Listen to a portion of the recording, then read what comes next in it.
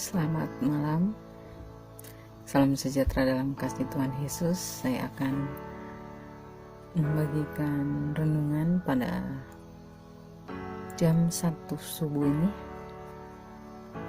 Kita akan membahas bersama-sama dalam Markus pasal yang ke-11 ayatnya yang ke-25 dan 26. Markus pasal 11 ayatnya yang ke-25 dan 26. Saya bacakan. Dan jika kamu berdiri untuk berdoa, ampunilah dahulu sekiranya ada barang sesuatu dalam hatimu terhadap seseorang, supaya juga Bapamu yang di surga mengampuni kesalahan-kesalahanmu. Tetapi jika kamu tidak mengampuni, maka Bapamu yang di surga juga tidak akan mengampuni kesalahan-kesalahan.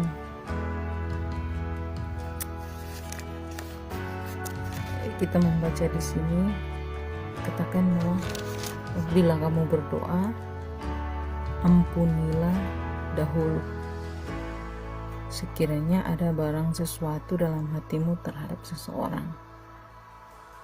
Nah, apa yang dimaksud dengan ada barang sesuatu dalam hatimu terhadap seseorang yang harus kita ampuni? Yaitu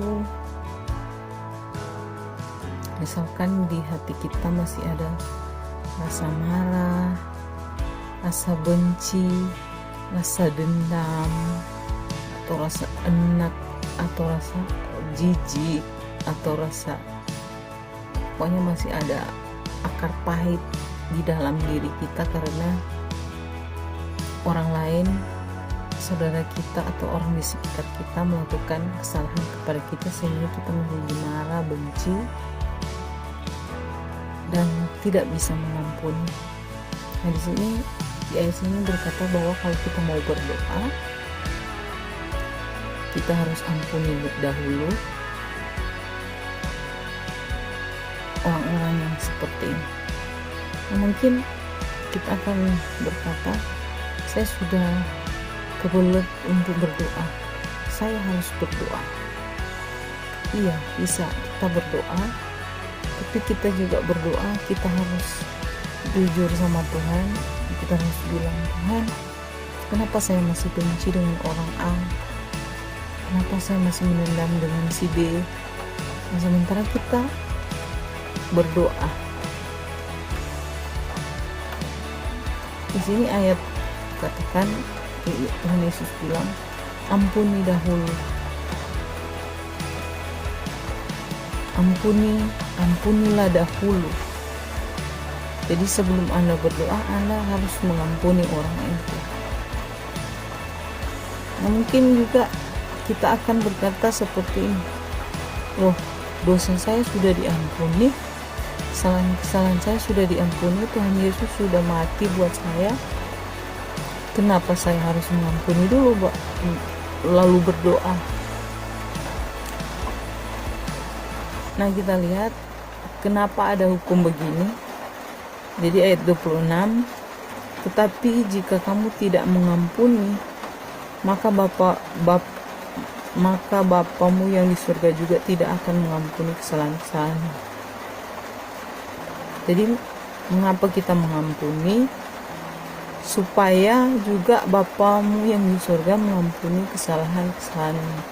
Jadi seringkali kita berkata orang lain bikin salah kepada kita, nah kita malas untuk mengampuni.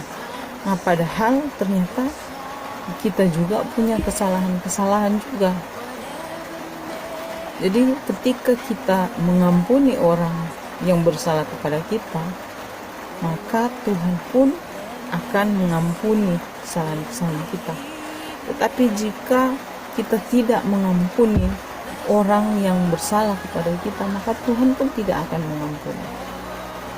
Kemudian kita akan berkata, wah, saya sudah diampuni, saya sudah ditebus oleh Tuhan Yesus. Dia sudah menebus saya dari dosa-dosa saya, dari kesalahan-kesalahan saya. Kenapa saya harus mengampuni agar supaya dia mengampuni saya? Tapi justru kenapa hukum ini berlaku? Kenapa Tuhan Yesus sendiri berkata seperti ini? Kenapa hukum ini ada? Karena Tuhan pun sudah mengampuni orang-orang yang bersalah kepada dia. Ketika dia diejek, ketika dia difitnah, ketika dia disalibkan, dia berkata, "Bapa, ampunilah, karena mereka tidak tahu apa yang mereka perbuat." Jadi dia udah memberi contoh. Makanya kalau kita tidak mengampuni, Bapa juga tidak akan mengampuni. Nah, mungkin kita akan bertanya, nah bagaimana dengan orang-orang yang berdoa sekarang? Sementara mereka ada konflik, sementara mereka membenci, sementara mereka menyimpan akar pahit. Bagaimana dengan mereka? Nah, kita tidak usah menghakimi orang lain ya. Saya pun pernah mengalami hal-hal yang seperti ini. Sepertinya susah untuk mengampuni orang, apalagi orang itu memang berbuat salah kepada kita, mengkhianati kita dan lain-lain sebagainya. Tapi satu yang Tuhan bilang, kalau kamu tidak mau ampuni, saya pun tidak akan ampuni kamu. Walaupun berat, harus mengampuni, walaupun itu tertati-tati, tapi kita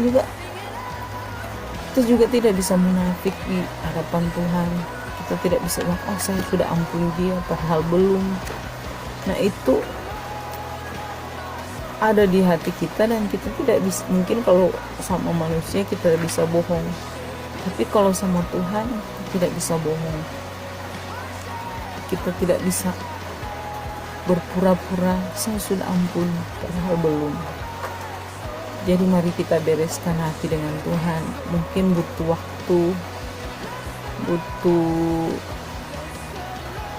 waktu yang lama ataupun tidak lama. Tapi saya kasih saran, kalau misalkan Anda punya dendam sama orang, Anda tidak bisa mengampuni, tidak bisa move on dari rasa benci dan lain-lain sebagainya, saya sarankan ketika Anda berdoa, Anda sebutkan, Anda jujur sama Tuhan. Anda bilang, Tuhan, kenapa saya benci sama dia? Kenapa saya tidak bisa melupakan kesalahan yang dia perbuat? Dia itu sudah keterlaluan sekali. Saya tidak bisa mengampuni dia. Anda harus bawa itu sama Tuhan, bertanya sama Tuhan, dan Tuhan akan memberikan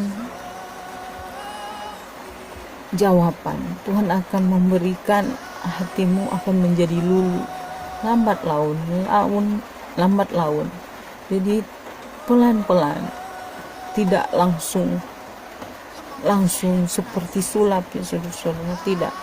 Tapi perlahan-lahan saja, perlahan-lahan pasti Tuhan tolong, dan Tuhan akan berikan kebebasan kepada kita untuk berdoa, dan kita berdoa secara bebas kepada Tuhan. Tidak ada tuduhan-tuduhan, tidak ada sakit hati, tidak ada dendam, tidak ada kebencian. Kita hampiri hadirat Tuhan dengan penuh ketulusan kepada Tuhan dan kepada sesama kita.